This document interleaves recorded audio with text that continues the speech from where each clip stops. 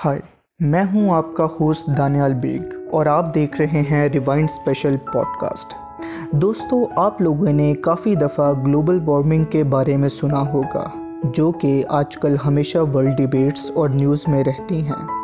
अगर आप इसके बारे में ज़्यादा मालूमात नहीं रखते हैं तो आज हम आपको उन्हीं बारे में समझाने की कोशिश करते हैं।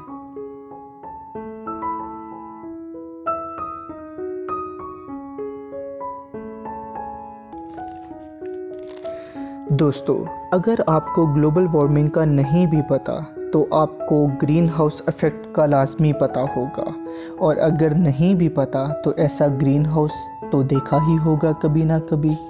दरअसल ग्रीन हाउस को बनाने का एक मकसद होता है, और वो ये है कि सूरज से आने वाली रेस को टैप किया जा सके किसी जगह पर, और फिर उसके अंदर उन प्लांट्स को रखा जाए जिन्हें कुछ गर्म मौसम दरकार होता है। आमतौर पर ये ग्रीन हाउस ठंडे इलाकों में लगाए जाते हैं, और इस पूरे अमल को ग्रीन हाउस इफ़ेक्ट कहा जाता है। अब हम इसी ग्रीन हाउस इफ़ेक्ट के ज़रिए ग्लोबल वार्मिंग के कॉन्सेप्ट को समझते हैं। दोस्तों, क्या आपको मालूम है कि हमारी प्यारी दुनिया के एटमॉस्फेयर में एक नेचुरल गैसेस की लेयर हमेशा से मौजूद रही है। इस नेचुरल लेयर का मकसद असल में दुनिया के टेम्परेचर को कंट्रोल में रखना था। ठीक उसी तरह जैसे इंसान का बनाया हुआ ग्रीन हाउस अंदर हीट को ट्रैप करता है ताकि इसके अंदर पौधों को उनकी ज़रूरत के मुताबिक टेम्परेचर प्रोवाइड किया जा सके। बस फ़र्क सिर्फ इतना है कि इंसानी ग्रीन हाउस में गैसियस लेयर की जगह ग्लास का इस्तेमाल किया जाता है। अब देखते हैं कि आखिर इस ग्रीन हाउस इफ़ेक्ट की वजह से आखिर कैसे हीट को इकट्ठा किया जाता है। देखिए दोस्तों, जब सूरज की रेज़ ज़मीन से टकराती हैं तो कुछ हीट तो ज़मीन एब्जॉर्ब कर लेती है अपने ज़रूरत के मुताबिक, और फिर बाकी एक्स्ट्रा हीट को ज़मीन रिफ्लेक्ट बैक कर देती है। अब मसला यहाँ पे ये आता है कि जब रिफ्लेक्टेड रेस ऊपर की तरफ जाती हैं तो ये गैसेस की लेयर उन रेस को बाहर नहीं निकलने देती, स्पेशली उन रेस को जिनकी वेवलेंथ ज़्यादा होती है, और फिर ये गैसियस लेयर फिर दोबारा से ज़मीन की तरफ पुश बैक कर देती हैं उन रेस को, और ऐसे ये रेस ज़मीन के एटमॉस्फेयर में ट्रैप होकर रह जाती हैं, जिसकी वजह से हमारी ज़मीन का टेम्परेचर राइज़ होता जा रहा है। अब आपके माइंड में ये सवाल आ रहा होगा कि अभी कुछ देर पहले तो हम ये कह रहे थे कि ये हीट फ़ायदे की चीज़ है पौधों के लिए भी और बाकी दुनिया और इंसानों के लिए भी। तो दरअसल मसला ये है कि ये नेचुरल ग्रीन हाउस इफ़ेक्ट तो जब से दुनिया बनी है तब से होता जा रहा है, लेकिन जो दुनिया के एटमॉस्फेयर में गैसियस लेयर थी वो नेचुरल थी, जो कि हीट को ट्रैप भी करती थी दुनिया में और एक्स्ट्रा रेस को वापस बाहर भी जाने देती थी। लेकिन इंडस्ट्रियल रेवोल्यूशन के बाद से तो दुनिया में पोल्यूशन की इंतहा ही हो गई।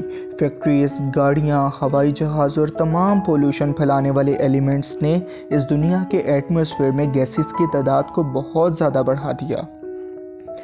अब आप लोग खुद सोचें कि जब गैसेस की तादाद कई गुना बढ़ जाएगी जो कि नेचुरली मौजूद थी इस एटमॉस्फेयर में, तो वो उन रेस को जो कि नेचुरली तौर पर तो इस एटमॉस्फेयर से बाहर निकल जानी चाहिए थी, लेकिन वो बाहर नहीं जा पाती और वो इसी एटमॉस्फेयर में फंसी रह जाती हैं, जिसकी वजह से जितना टेम्परेचर चाहिए इस दुनिया को सही से ऑपरेट करने के लिए, अब टेम्परेचर उससे कई गुना बढ़ता जा रहा है। अब आप इसको ज़रा खुद से रिलेट करें मैन मेड ग्रीन हाउस से, जो कि पौधों के लिए बनाया जाता है। अगर टेम्परेचर उस ग्रीन हाउस के अंदर ज़्यादा बढ़ जाए तो ये यकीनी बात है कि लाजमी तौर पर वो पौधे जल जाएंगे। दुनिया ने इस मसले से निपटने के लिए क्योटो प्रोटोकॉल और पेरिस क्लाइमेट एग्रीमेंट जैसे कई सारे स्टेप्स लिए ताकि इस बढ़ते हुए टेम्परेचर से निपटा जा सके।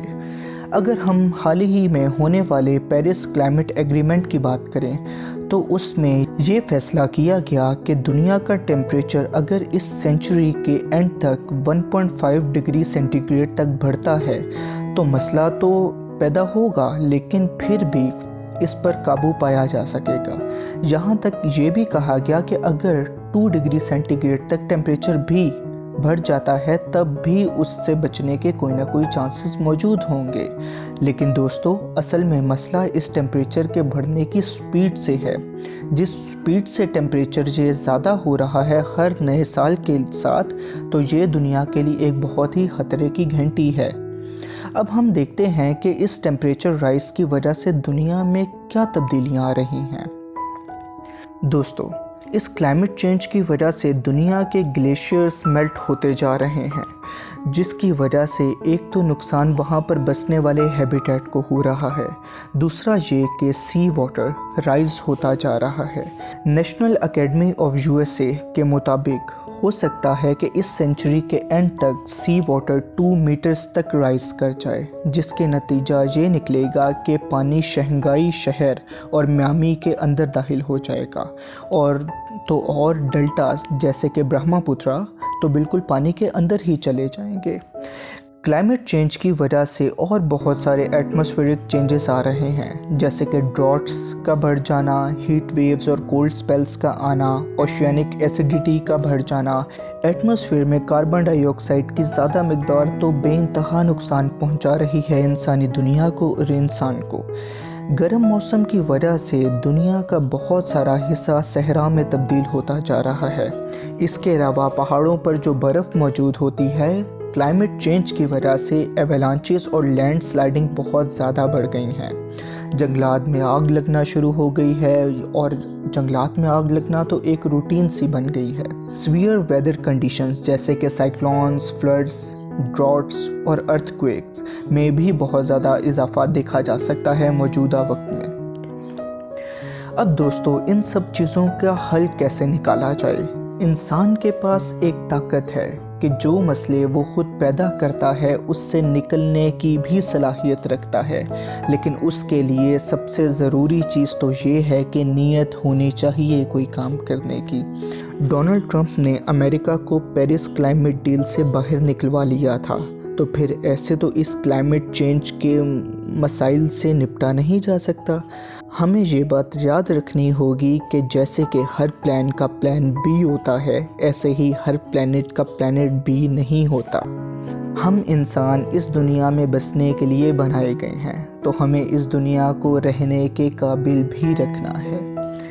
दोस्तों, अगर आपको ये वीडियो पसंद आई है और आपके नॉलेज में कुछ इजाफा हुआ है, तो इस वीडियो को लाइक कीजिए, शेयर कीजिए और चैनल को ज़रूर सब्सक्राइब कीजिए।